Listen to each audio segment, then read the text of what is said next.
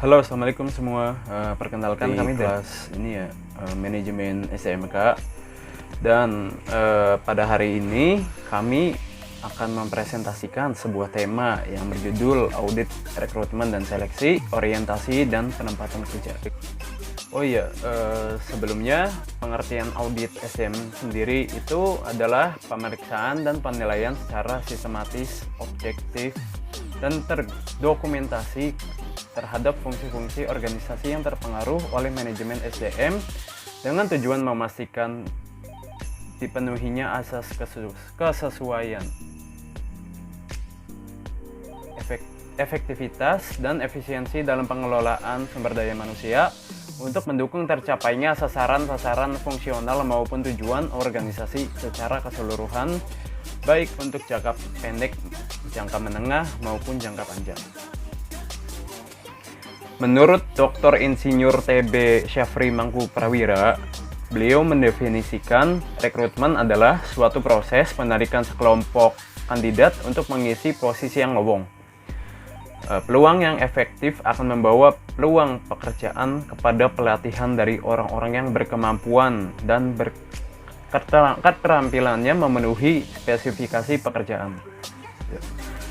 Adapun tujuan-tujuan dari dilaksanakannya rekrutmen yaitu yang pertama itu memperoleh sumber tenaga kerja yang potensial, yang artinya bagi seorang pelamar ke perusahaan benar-benar pelamar yang memiliki potensi yang diharapkan perusahaan.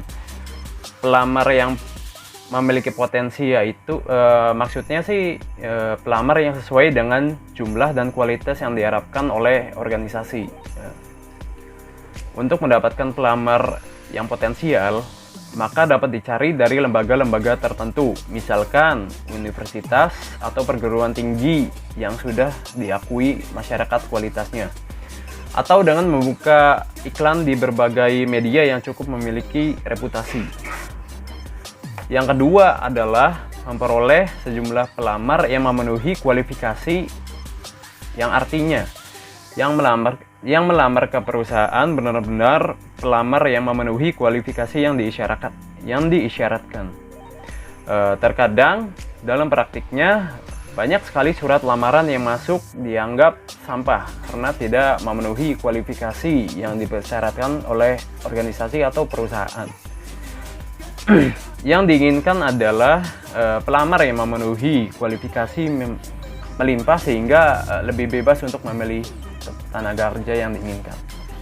Lalu yang ketiga adalah menentukan kriteria minimal untuk calon pelamar, yang artinya pelamar harus benar-benar memenuhi persyaratan yang diinginkan perusahaan. Adanya persyaratan minimal yang harus dipenuhi pelamar adalah mutlak, misalnya IPK, usia, pengalaman kerja, lalu domisili, akreditasi, lembaga atau prodi, atau persyaratan lainnya.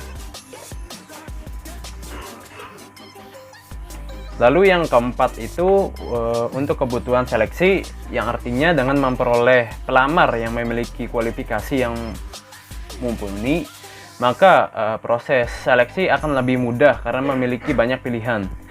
Dengan kualifikasi yang melamar tinggi tentu memberikan keuntungan dalam menentukan calon pelamar yang diinginkan. Dalam hal ini juga jika terjadinya mundurnya calon yang telah diterima, akan lebih mudah untuk digantikan dengan calon pelamar lainnya. Ya, adapun sumber-sumber rekrutmen yang kita ketahui itu ada dua, yaitu sumber internal dan sumber eksternal. Nah, sumber internal itu sendiri karyawan yang akan mengisi lowongan kerja yang lowong diambil dari dalam perusahaan tersebut, yaitu dengan cara memutasikan atau pemindahan karyawan yang memenuhi spesifikasi pekerjaan jabatan itu. Sedangkan sumber eksternal itu sendiri yaitu karyawan yang akan mengisi jabatan yang lowong dilakukan penarikan dari sumber-sumber tenaga kerja di luar perusahaan. Jadi sumber eksternal tersebut terdapat perusahaan lain untuk menarik sumber-sumber tenaga kerja. Lalu perusahaan tersebut akan menyalurkan ke perusahaan yang membutuhkan. Selanjutnya saya akan menjelaskan tentang seleksi.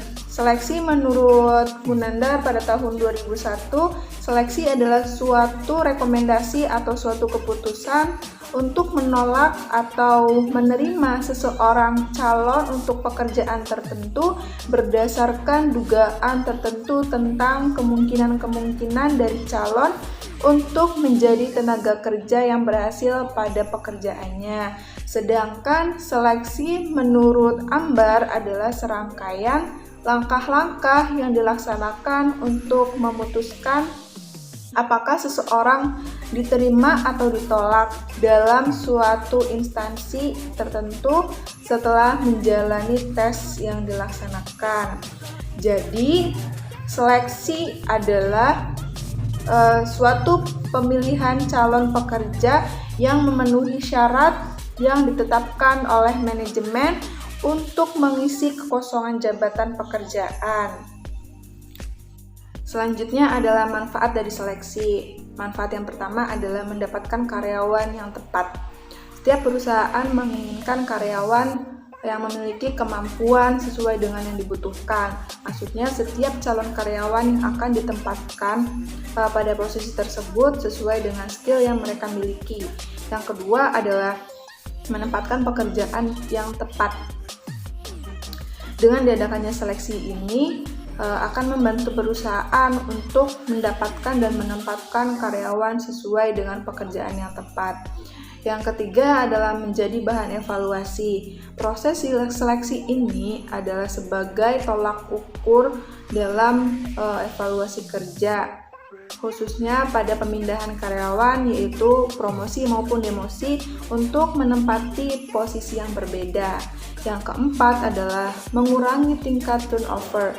Karena ketika kita melakukan kesalahan dalam proses rekrutmen maupun seleksi, maka akan menyebabkan peningkatan turnover terhadap karyawan.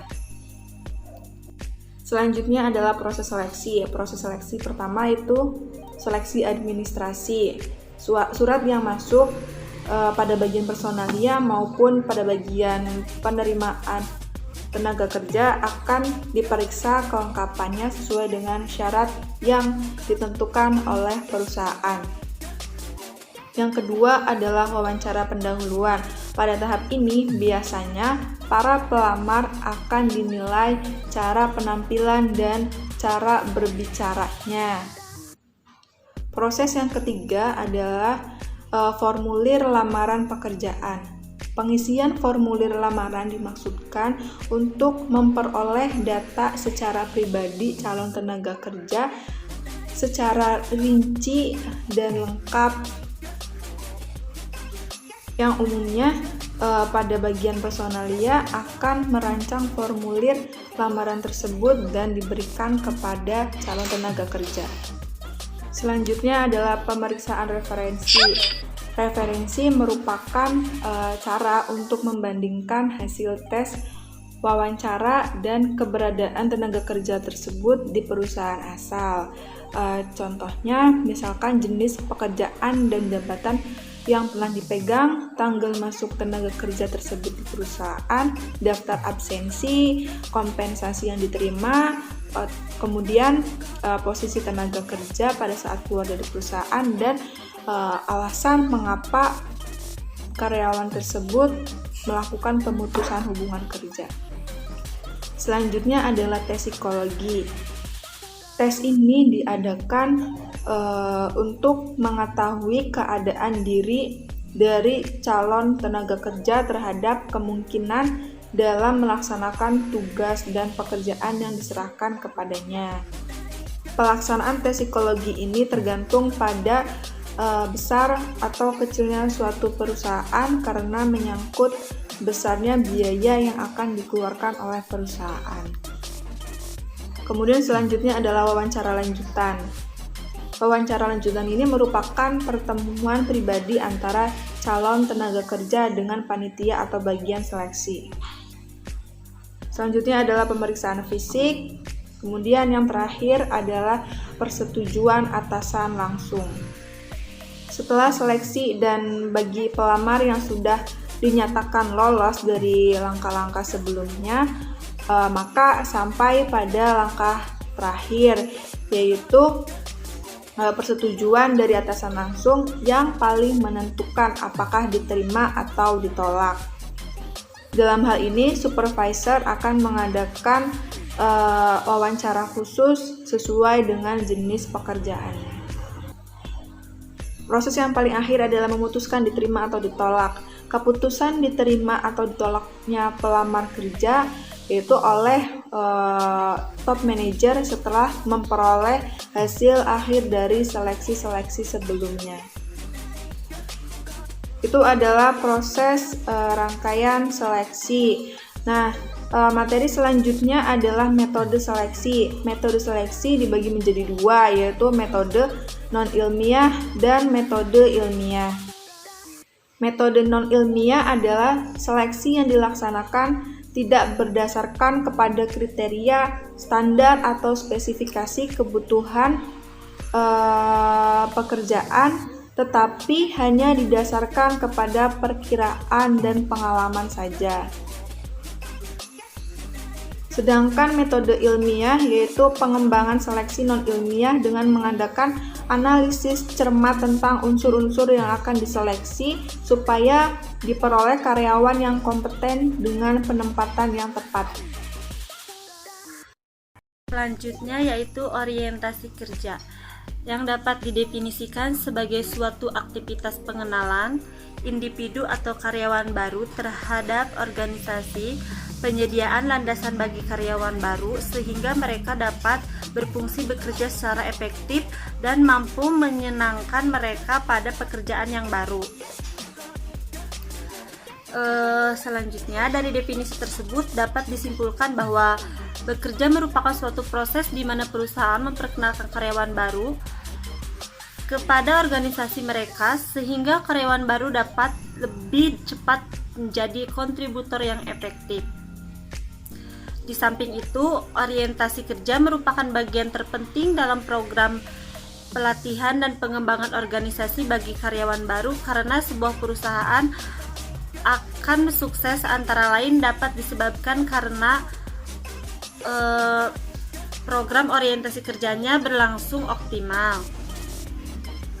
Dan tujuan orientasi kerja tersebut yaitu utamanya agar peningkatan kinerja karyawan secara individu dalam sebuah perusahaan bisa tercapai. Sementara secara umum orientasi adalah suatu program yang dibuat dalam perusahaan untuk memperkenalkan karyawan baru pada tempatnya bekerja, peran karyawan, kehidupan sosial budaya dan lingkungan tempat kerja. Adapun tujuan utamanya yaitu meningkatkan kinerja karyawan agar keinginan perusahaan bisa tercapai. Sebenarnya sederhananya orientasi adalah suatu program yang dibuat oleh perusahaan untuk memperkenalkan tempatnya bekerja, tugas karyawan, kehidupan sosial dan lingkungan tempat bekerja. Baik, di sini saya akan menjelaskan tentang penempatan kerja. Suatu kebijakan perusahaan atau organisasi untuk menempatkan karyawan atau pegawai pada posisi yang tepat yang sesuai dengan kemampuan, keterampilan, serta pengetahuan pegawai atau karyawan dan kebutuhan jabatan dalam perusahaan agar tercipta kepuasan kerja dan prestasi kerja yang optimal. Sedangkan menurut Malayu SP Hasibuan tahun 2008 halaman 32, pengertian penempatan karyawan yakni tindak lanjut dari seleksi seperti penempatan calon karyawan yang diterima pada jabatan pekerjaan yang dibutuhkan sekaligus mendelegasikan authority pada orang tersebut. Berdasarkan definisi yang dikemukakan, tenaga kerja adalah proses pemberian tugas dan pekerjaan kepada tenaga kerja yang lulus seleksi untuk dilaksanakan sesuai ruang lingkup yang telah ditetapkan, serta mampu mempertanggungjawabkan segala resiko dan kemungkinan yang akan terjadi pada tugas dan pekerjaan, wewenang serta tanggung jawabnya. Kemudian di slide selanjutnya adalah manfaat penempatan kerja. Menurut Siagian tahun 2010 halaman 172, manfaat penempatan kerja ialah 1. Pengalaman baru, 2. Cakrawala pandangan lebih luas, 3. Tidak terjadinya kebosanan dan kejenuhan, 4. Perolehan pengetahuan dan keterampilan baru, yang kelima perolehan perspektif baru mengenai kehidupan organisasional, yang keenam persiapan untuk menghadapi tugas baru misalnya karena promosi, Yang ketujuh, motivasi dan kemampuan kerja yang lebih tinggi berkat tantangan dan situasi baru yang dihadapi. Selanjutnya, slide yang berikutnya adalah proses penempatan kerja. Dalam penempatan karyawan, perusahaan harus memperhatikan hal-hal berikut. 1. Adanya kecakapan yang dimiliki calon karyawan yang akan ditetapkan, juga kemampuan untuk bekerja sama dengan karyawan lain. Yang kedua, adanya uraian jabatan yang jelas mengenai jabatan yang lowong tersebut. Yang ketiga, adanya kebijakan penempatan karyawan yang baku pada jabatan menurut Tohardi tahun 2002. Sebelum mengadakan penempatan pegawai, dalam hal ini perlu melihat metode-metode yang harus ditempuh dalam penetapan pegawai.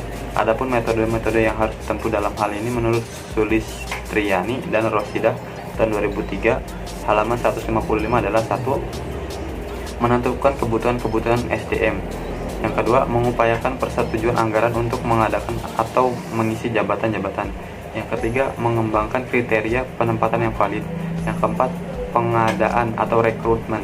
Yang kelima, menyiapkan daftar dari para pegawai yang berkualitas. Yang keenam, mengadakan seleksi pegawai. Baik, di sini saya akan menjelaskan mengenai instrumen audit SDM dan temuan audit SDM. Yang pertama, instrumen audit SDM dalam bentuk daftar periksa. Daftar periksa merupakan rangkaian pertanyaan yang disusun secara cermat mengenai kegiatan, kebijakan, prosedur, dan sebagainya dalam organisasi. Berikutnya, instrumen audit dalam bentuk kuesioner. Kuesioner merupakan suatu teknik pengumpulan informasi yang memungkinkan analis mempelajari sikap-sikap, keyakinan, perilaku, dan karakteristik beberapa orang utama di dalam organisasi yang bisa terpengaruh oleh sistem yang diajukan atau oleh sistem yang sudah ada sebelumnya. Kali ini kita ke contoh temuan audit. Ada beberapa karakteristik temuan yang layak untuk dilaporkan. Yang pertama, signifikan dan didukung oleh bukti audit. Yang kedua, objektif dan relevan dengan masalah yang dihadapi. Yang ketiga, mendukung kesimpulan yang logis, beralasan, dan dapat mendorong manajemen untuk melakukan tindak lanjut berdasarkan hasil audit. Yang terakhir, mungkin tidak signifikan tetapi menunjukkan gejala masalah yang potensial terjadi di masa depan, pelaporan secara lisan, diskusi dengan manajemen, audite, dan memastikan tindak lanjut manajemen sebagai langkah preventif dan detektif merupakan bentuk penanganan yang dapat diterima atas temuan audit yang dimaksud. Unsur temuan audit yang pertama itu adalah kondisi. Kondisi adalah keadaan atau kejadian sebenarnya yang ditentukan auditor selama proses audit dilaksanakan dan diselesaikan. Lalu berikutnya ada kriteria, penyebab, dan akibat. Setelah itu muncullah rekomendasi. Rekomendasi merupakan solusi atau saran alternatif untuk menyelesaikan, mengatasi masalah tertentu yang dideskripsikan dalam setiap unsur temuan audit. Sekian, terima kasih.